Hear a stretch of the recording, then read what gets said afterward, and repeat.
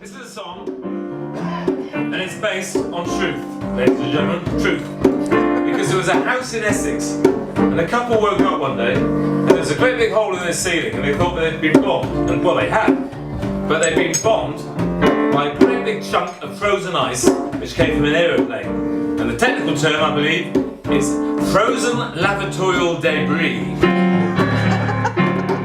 Now, last Wednesday night, the missus and me, well, I think it was a Wednesday. Yes, it was. We just had tea. I said, "Would you like a drink, dear?" She said, "Oh, that would be nice." With perhaps a twist of lemon and a lump or two of ice. Well, a lump or two of ice was precisely what she got. Because half a second later, half a ton fell on the spot. It didn't have the manners to go knocking on the door. It just came through the roof with a God almighty roar. The missus looked at me and said, "What the bleeding hell was that?" "There's a hole right through the roof. I think it's taken out the cat." I said I wasn't sure, but I suspected that I knew.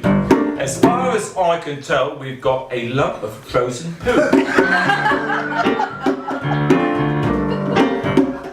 Well, I felt somewhat embarrassed. I acknowledged that I blushed. The missus looked at me, she said, "I'm feeling rather flushed." And flushed was just the word for it, for there on our settee sat half a ton of airborne lavatorial debris.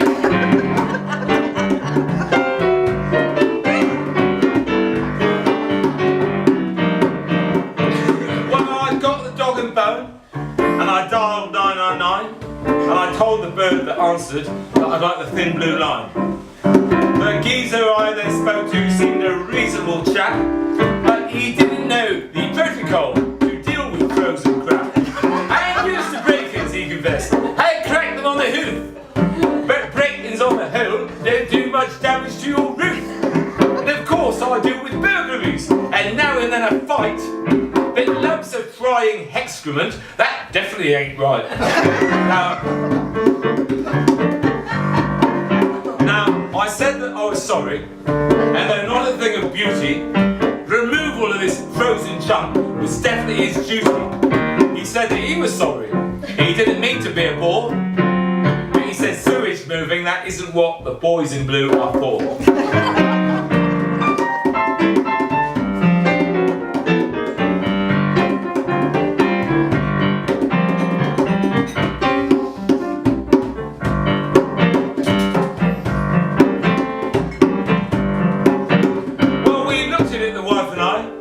We paced about a lot, and we put our brains in overdrive, and we realised we felt hot. And the wife said, "Lord above us, turn the heating down a bit, because if this thing starts to melt, we'll both be really in the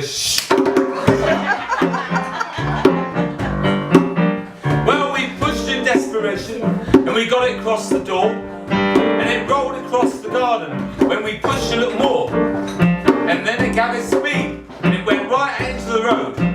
We were squashed the Ford Fiesta, a small child, and a toad.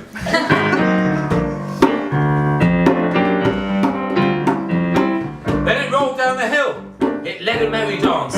It went straight into the duck pond. Those ducks never had a chance. And then the fall began. There was this Gordon Bennett spell. Now locally they know it as the village pond from hell. So next time that you're flying, or you're emptying your bowels, or you're filling up the water closet with a load of paper towels, do think about the wife and I.